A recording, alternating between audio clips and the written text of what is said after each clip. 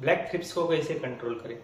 Indian resistance management इस संस्था के अनुसार ब्लैक थ्रिप्स को कंट्रोल करने के लिए क्या क्या करना चाहिए। नमस्कार, मेरा नाम राजेंद्र पाटिल है। पिछले 20 साल से मैं कृषि क्षेत्र से जुड़ा हूँ और अब तक 20,000 से भी ज्यादा किसानों को उनकी खेती संबंधी समस्या सुलझाने में मदद कर रहा हूँ। ब्लैक थ्रिप्स को कंट्रोल करना है तो हमें ब्लैक थ्रिप्स के लाइफ साइकिल को समझना होगा। मिर्च में दो टाइप के थ्रिप्स आते हैं, एक येलो थ्रिप्स आता है और ब्लैक थ्रिप्स। येलो थ्रिप्स से हॉट एंड ड्राई क्लाइमेट में आता है, ब्लैक थ्रिप्स से हॉट एंड ह्यूमिड क्लाइमेट में आता है। और पिछले 2 साल से हॉट और ह्यूमिड क्लाइमेट ज्यादा होने की वजह से ब्लैक थ्रिप्स का प्रकोप ज्यादा रहा। ब्लैक थ्रिप्स में जो एडल्ट रहता है, एडल्ट फूलों में रहता है और फूलों में उसकी कॉलोनीज रहती है और ज्यादा कॉलोनीज होने की वजह से मिर्च में फुलझड़ समस्या ज्यादा होती है, फ्लावर ड्रॉप समस्या ज्यादा होती है और उसका इम्पैक्ट उसकी वजह से उपज प्रोडक्शन कम आ जाती है।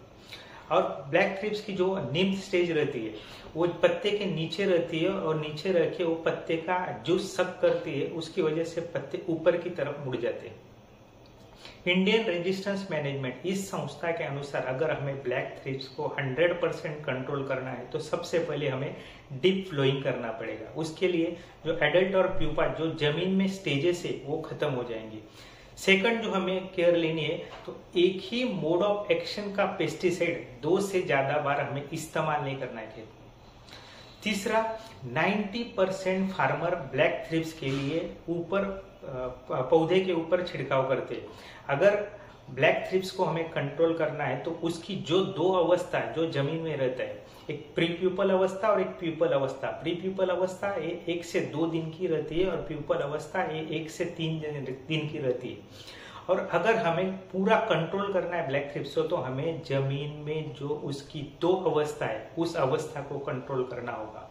यानी ब्लैक थ्रिप्स को कंट्रोल करने के लिए हमें पूरा उसका जीवन चक्र, उसकी जो चेन को हमें डिस्टर्ब करना होगा। इसके लिए हमें जून से सितंबर तक नीचे ब्लैक थ्रिप्स की जो अवस्था है वो जमीन में नीचे सॉइल सरफेस पे कैनोपी के नीचे, पौधे के कैनोपी के नीचे तने के पास रहती है, उसको नष्ट करने के लिए हमें जून से सितंबर तक हर महीने मेटेरिज्म 1 लीटर, बेवेरिया 1 लीटर और लेजर नाम की एक दवाई है वो 250 ml नीचे से हमें देना है। और ऊपर पेस्ट जो थ्रिप्स के लिए दवाई आती है उसका हमें ऊपर छिड़काव करना है। अगर हम ब्लैक थ्रिप्स को 100% कंट्रोल करना है तो हमें नीचे जमीन पे भी काम करना है, ऊपर पे भी काम करना है। अगर हम ब्लैक थ्रिप्स के लिए सॉइल एप्लीकेशन और ऊपर छिड़काव करेंगे तो ब्लैक थ्रिप्स 100% कंट्रोल। ओके, धन्यवाद।